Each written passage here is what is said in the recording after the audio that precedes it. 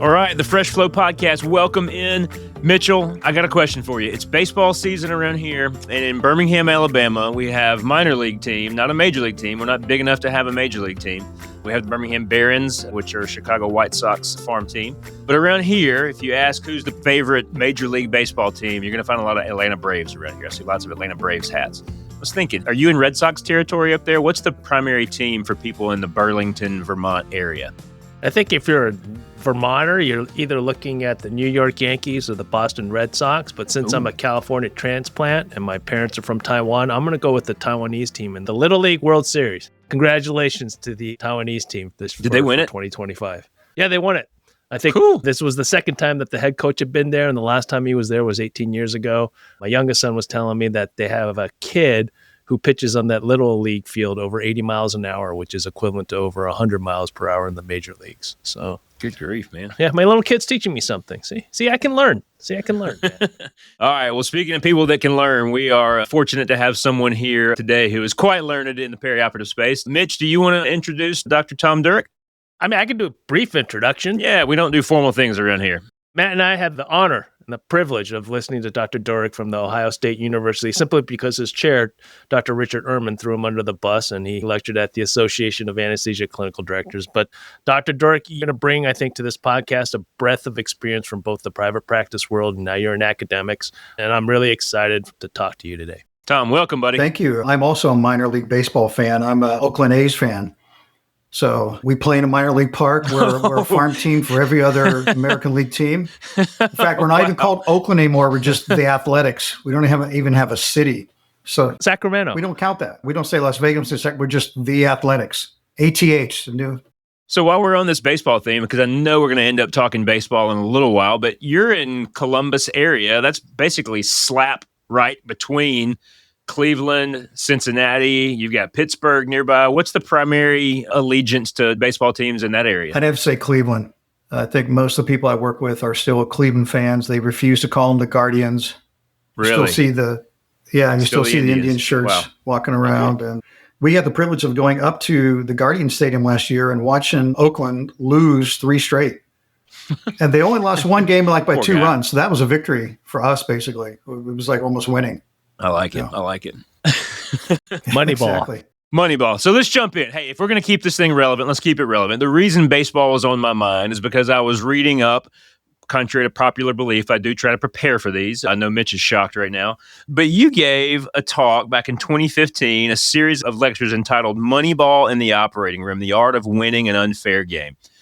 Tell us more about that. That's for our audience. Moneyball, Billy Beane. There's a book turned into a movie, sabermetrics and all of that. How did you take that and how did you apply it to the perioperative space? And then the big question is, are we measuring the right things?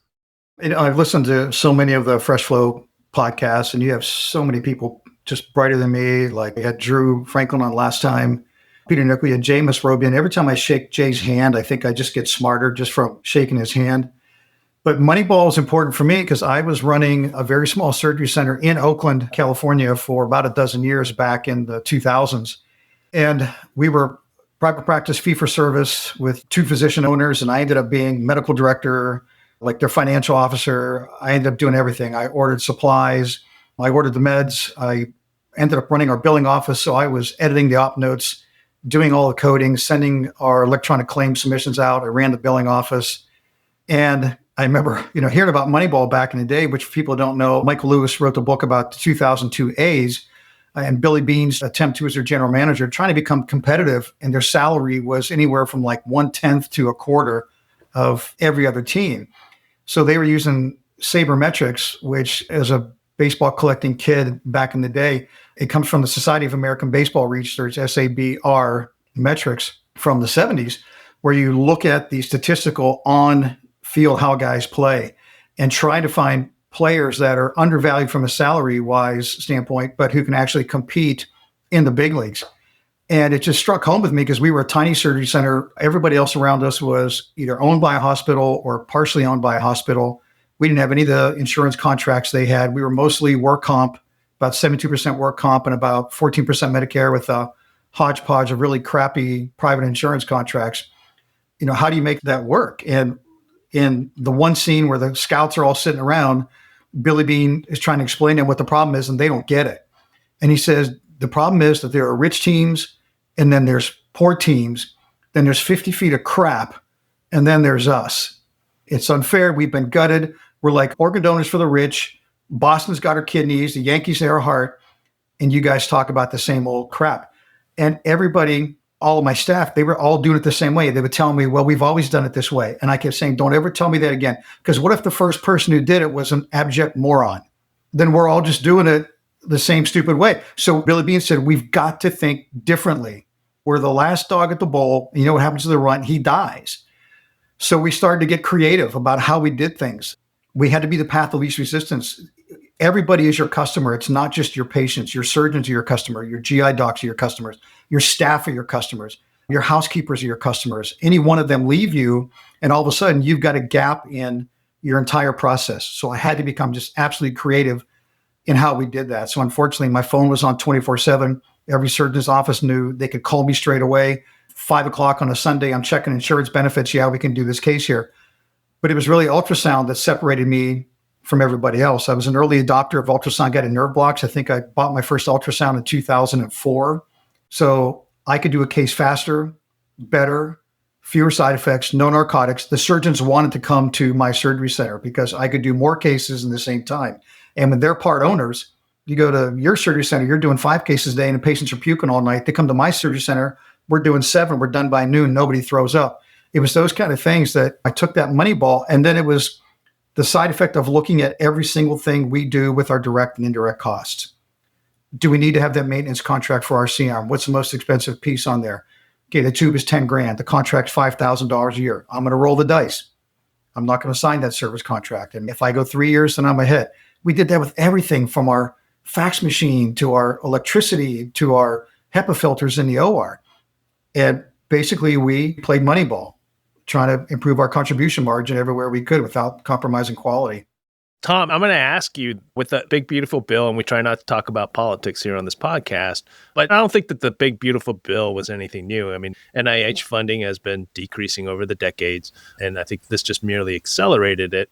But when you think about large academic institutions, right, where does Moneyball come in? And is this even more important today than it was a decade ago? I don't think it's ever stopped being important. I think the good and the bad of big institutions is you have the ability to suffer through those deep bottom out pits like COVID. I spent 30 years in private practice anesthesia. I only came to the Ohio State, and you didn't say it properly, Mitch. You had to start it with the Ohio State. Capital. The Ohio State University. Yeah, I've been the Ohio State University a little over 5 years now. And it was a big adjustment because I was used to being a souped up jet ski on a little pond. And now we're on this destroyer on the ocean that just can't turn quick enough. So I still struggle 5 years later, but the advantages of the big institutions is they can pivot slowly so they can handle all those little bullets being shot at them. But the downside is you have private practice hospitals in your same city. You have it in Birmingham, you have it in Vermont, we have it in Columbus, that are trying to do things. What I always say is bigger, better, faster, stronger. That's your goal. They can pivot quicker than we can.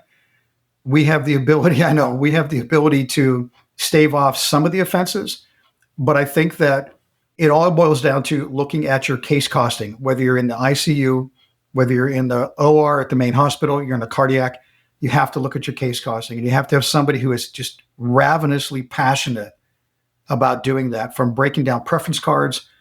You find one instrument that you're opening up a tray every single day to pull that one instrument out of, you're wasting everybody's time. The circulator who has to leave the room, the tech who has to go and take that thing back down to central supply, the central supply person has to clean that whole tray, the money, the paper to reprocess that because you need one instrument.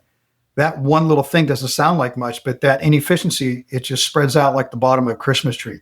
So big institutions still have to act like small institutions. You have to do realistic case costing.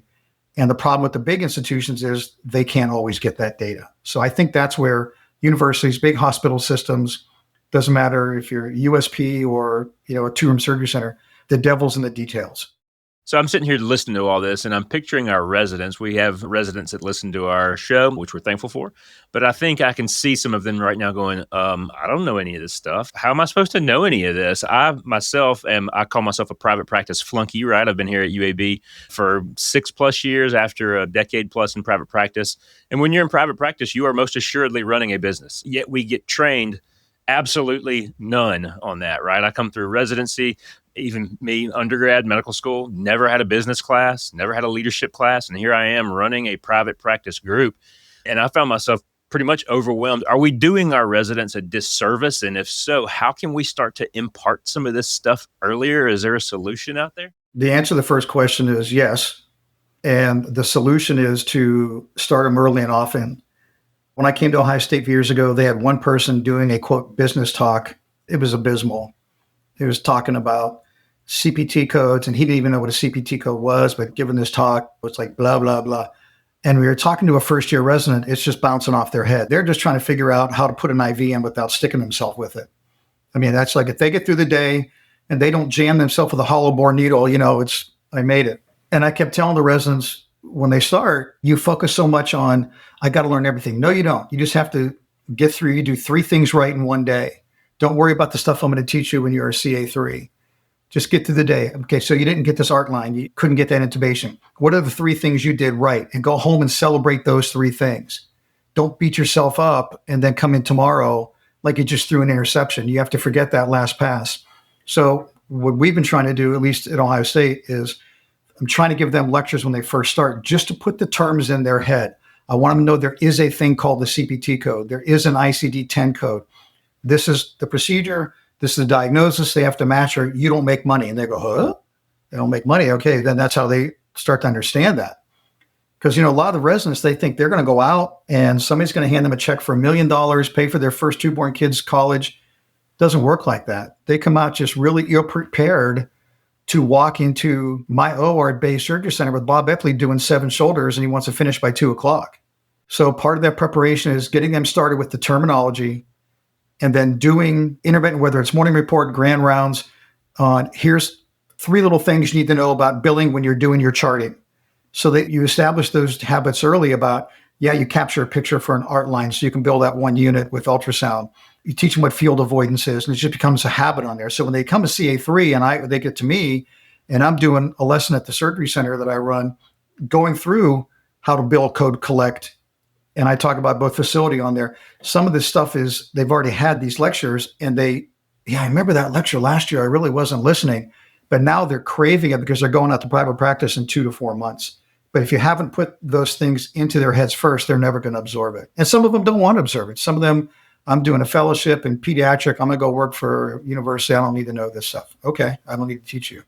Was there a difference? I mean, you came from private practice, you came to an academic center, and we've talked about training the future, right? The future anesthesiologists. And we've had multiple individuals in our specialty talking about the impact that we have beyond what we do with our hands, beyond taking care of the patient in the operating room.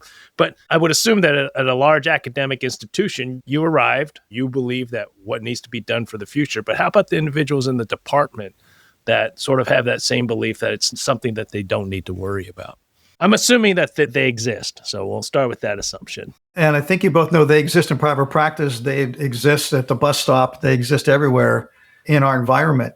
We have a lot of staff. And again, there's nothing wrong with that. I mean, my aggressive, and I mean that in a good way, my aggressive attitude was with me. I think when I came out of the uterus, my dad says the first time he put training wheels on my bike, I took off down the street, pedaling as fast as I could, like I'm out of here.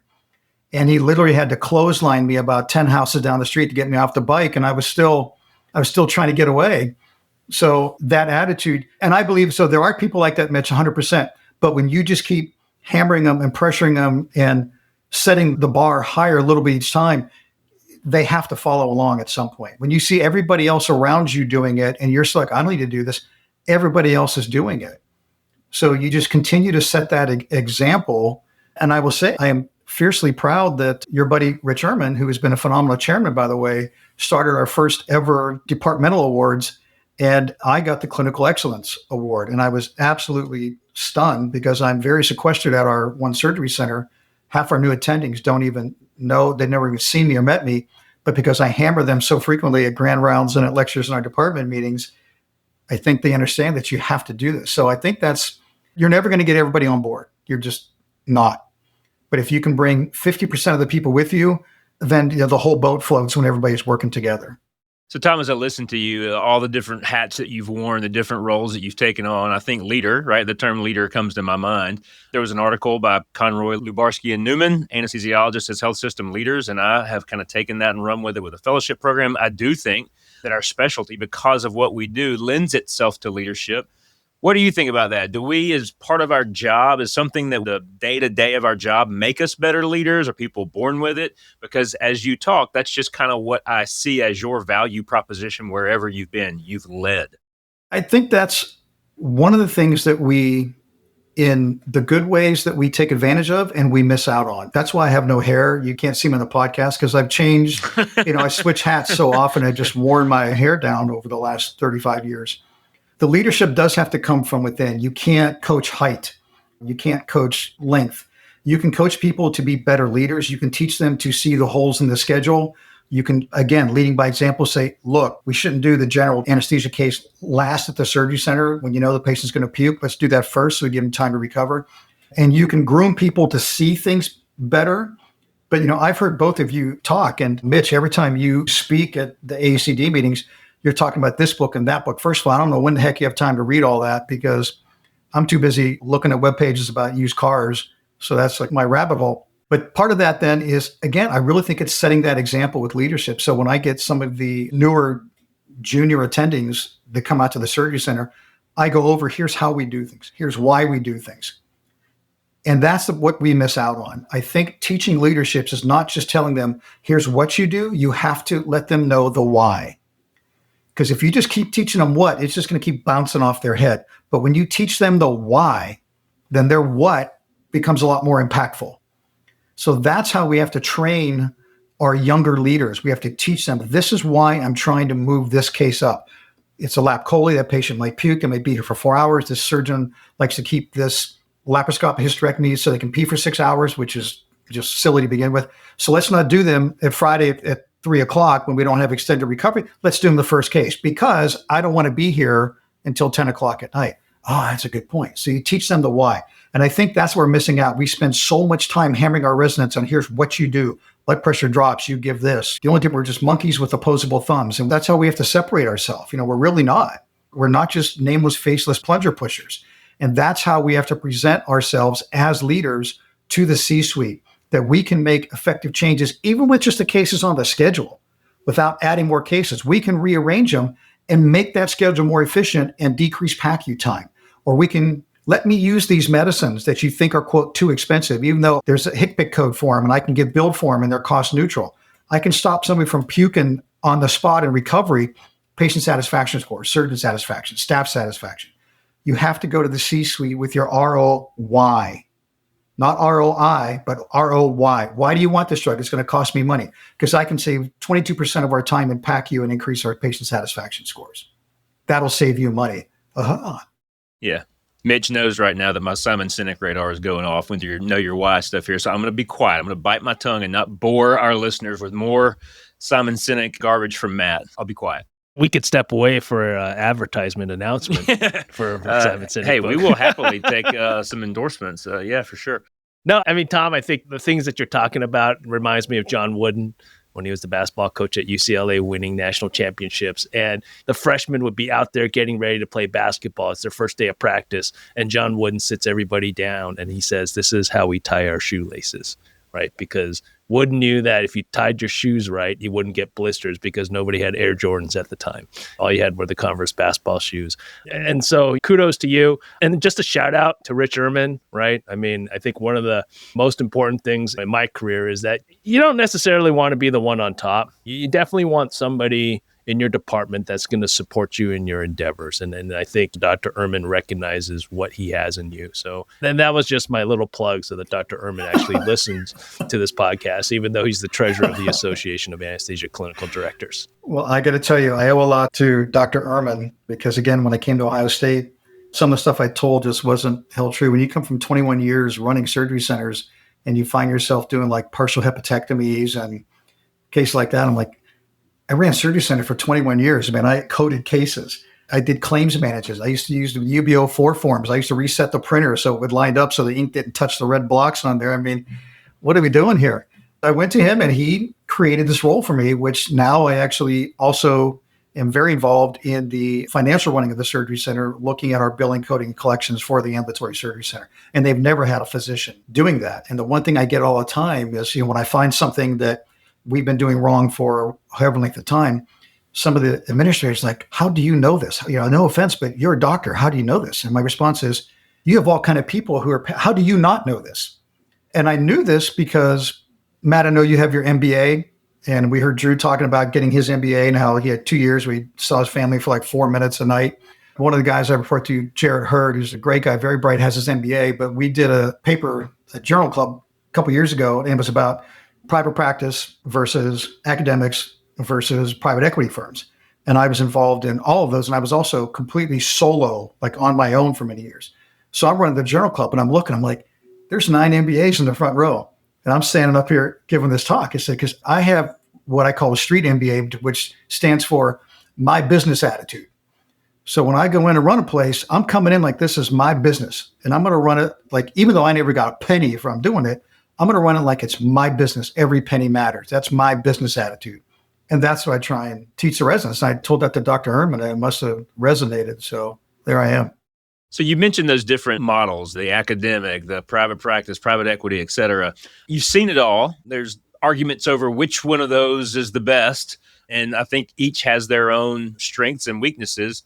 What's the path forward? If you got to set up your ideal perfect group, which one of those models would you choose, or would you choose little bits and pieces from each one? James Robian talked about that, I forget, 3 or 4 of your Fresh Flow podcasts ago. And Jay is just an unbelievably bright guy. And I mean that. I think the right mix, just because most practices, if not all anesthesia practices, have some degree of subsidy that they almost have to get, just because our reimbursement has dropped almost logarithmically over the last 20 decades. I get spasms right before the CMS releases both the physician and now the facility fee schedule, looking at what they're going to cut. So I think you have to have the deeper pockets that come from private equity, but it has to be a private equity that allows good physicians to run it. And that's the difference. When I eventually left my completely solo, look, I'm paying my own health insurance, I'm paying my own life insurance, paying my own disability, I'm paying everything. And I joined, and I did that for 14 years.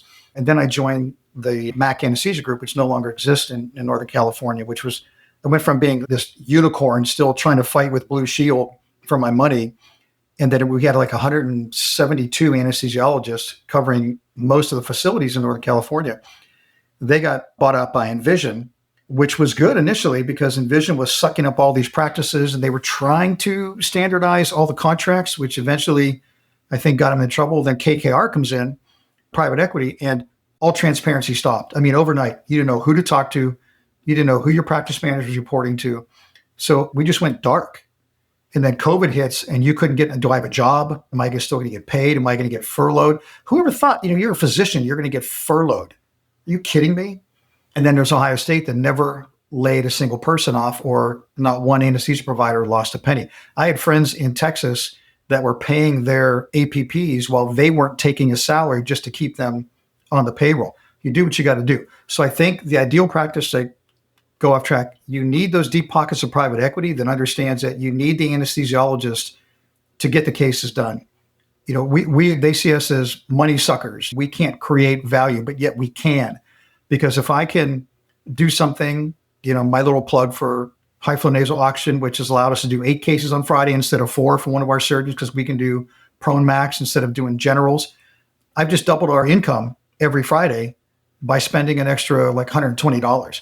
But you have to know how to do that. So you have to have people to think about that global cost of care. What does it cost from the time that patient walks in the door until their butt breaks the plane to the door on the way out? What does it cost me? You can't look at your silos, that farm mentality.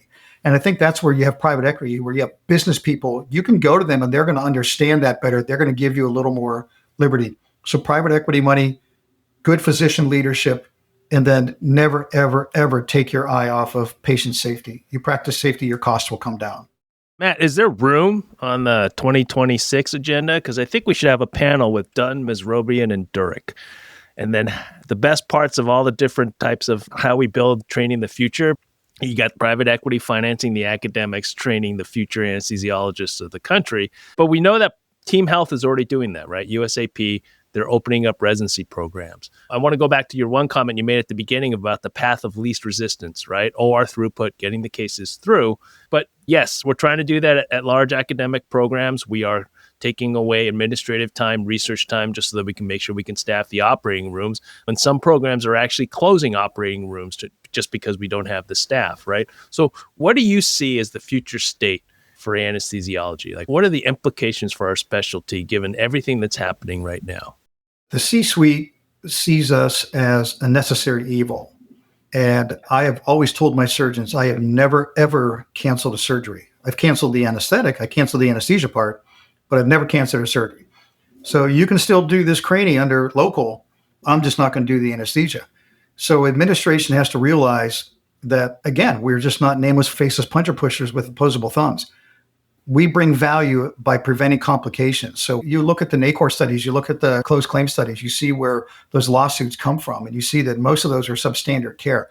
We just have to teach our residents to do it right. I think that most academic programs are going to go to what I call the private-demic practices, where there's going to be some mix of anesthesiologists. Either they bring in a private practice firm to handle this pod, or they bring in some physicians who are just non-teaching because they either stink at it, they don't want to do it, you're forcing somebody to be unhappy, and yet they're decent clinicians. So I think that's when it can happen. I think the days of the purely clinical anesthesiologists with the white coat, and I do research on Monday and Thursday, it's going to be gone. At Ohio State, we have learner saturation in the ORs. I've heard that term so many times. We have interns, we have first-year residents, we have medical students, we have EMT students, we have SNRAs, we have non-anesthesia critical care. Everybody wants to come in and learn. So you might have 3 people you're trying to teach, and then nobody's really getting a good experience in there. So sometimes you just have to go get cases done. And the other problem, obviously, at a learning institution is when I first came here, I'm seeing that like a lap tubal takes 2 hours. I'm like, we'd have done 4 of these, and I could have had time to have a sandwich in between on private practice, but that's how you learn. I've just so far removed from that. So you have to allow the teaching to occur. You just have to be a better steward of where that teaching occurs. Taking 8 hours to do a 1-hour case at a surgery center is just a dumb idea.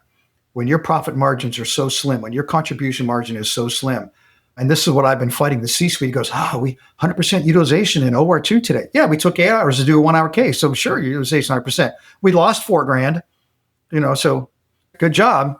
I would rather do 4 1-hour cases be done or flip-flop rooms and keep all my staff happy than have them get pissed off and leave because we're closing rooms. Because remember, when your OR staff leave, that's just not a person who's going to another job. That's experience leaving your operating room. Then you got to hire somebody else to come in here. So now you're paying 2 people to do 1 job when you already had 1 person doing it. So again, you have to think of the big picture. You might have to bite it a little bit one day and flip-flop rooms to keep everybody happy and get done a little bit earlier rather than to have your people leave. So I think that's the future. We have to be efficient, but we have to be much more structured where we put those cases, the right case at the right place at the right time with the right insurance with the right patient.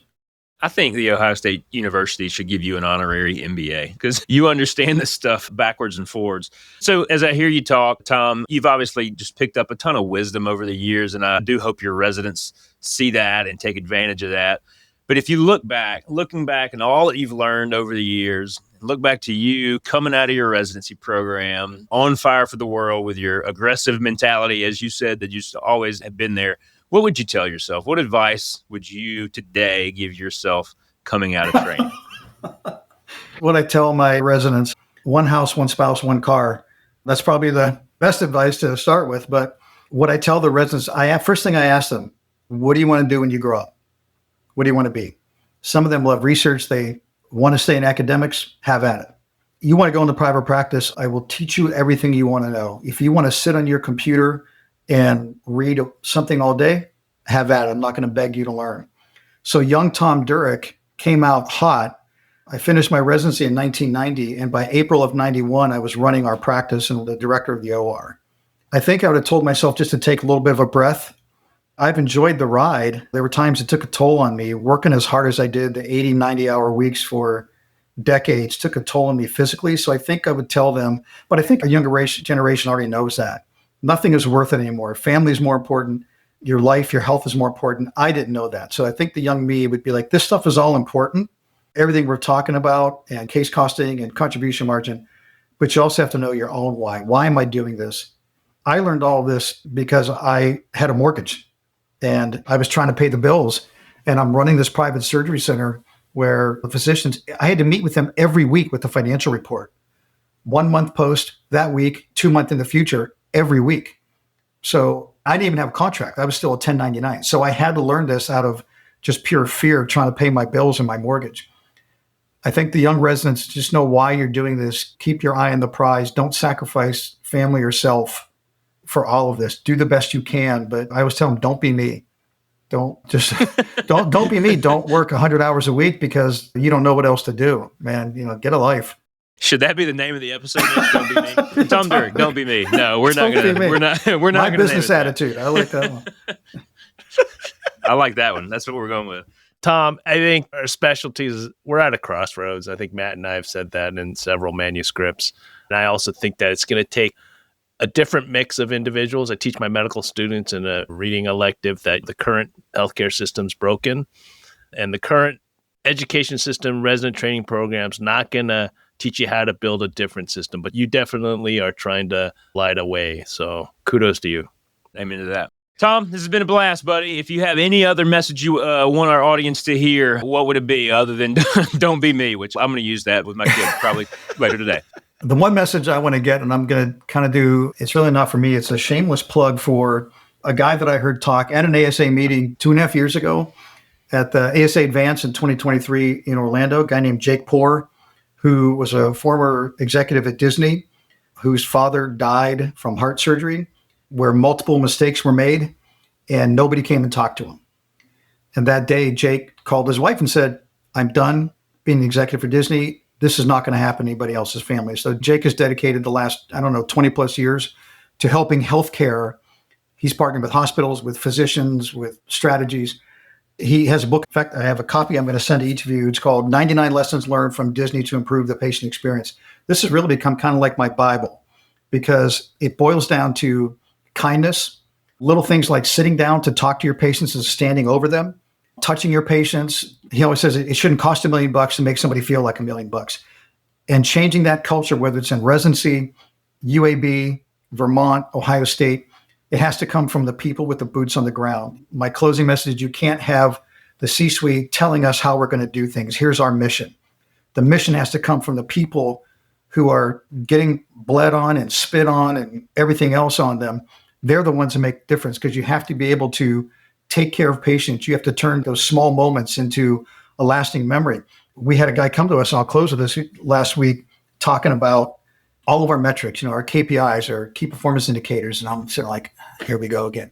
And he was showing our satisfaction scores. And I'm like, I've seen this 1,000 times. Yeah, woohoo, we're 98%. He's like, that's great. But when you compare it to every facility around you, you're in the 48th percentile. And I was like, this is what I've been telling everybody for the last 30 years, that everybody who walks into your facility should expect excellence. Everybody, your patients, your surgeons, your nurses, your housekeepers, they should just expect everything to be excellent. They shouldn't have to get a squeegee and just like scrape the excellence off of them when they walk out. And as the leader, you set that standard. And this is what Jake does. He wants everybody, the first person who greeted, you get one chance to make a good first impression. So when you answer the phone, it's not, surgery center, going to help you. You're never going to get that back. And once you set that bar low, you get that quiet discharge where the patient discharges you from the practice and goes to your competitor across the street. And they go, man, when I was at Ohio State, they sucked. I had blah, blah, blah, blah happen. They go, oh, we hear that all the time. So now their bar is lower. It's easier for them to exceed it, whereas you want to set excellence every single time. I tell our surgeons, when you're not working at my surgery center, I want you to pull your hair, gnash your teeth, and openly weep in the break room at the main hospital because you're not working with me today. I mean, seriously, I want you to just like pull your hair out. So that's it. Expect excellence. And I think when we teach our residents that to look at your purpose, look at your why, be a leader just by sitting down, looking at the patient, do those little flip your name tag around just so they can see your name and what you are. Call yourself doctor. They don't want to know your name is Mitch. Hi, I'm Mitch. I'm going to do your anesthesia today. Did you just get off the elliptical? Who are you? It's those little things. When you teach that every time from the beginning, then they start expecting excellence of themselves. So I think that is our mission, to teach our younger generation that you can still make a difference every single visit, every time you see a patient. Soapbox, man. Soapbox. Come on, inject this in my veins. My goodness gracious. Get up there and shout it from the rooftop, man. This has been awesome. Tom, this has been great, man. Thank you so much. Mitch, anything else here at the end? No, I mean, we'll save the juicy gossip question about Dr. Ehrman for after the studio turns off the we have a recording, question that we had talked about, spill the tea on Ehrman, but we'll save that for right after the recording stops. So, all right. This was awesome. Tom, thank you so much. And thanks to all of you for tuning in to the Fresh Flow podcast. We'll see you next time.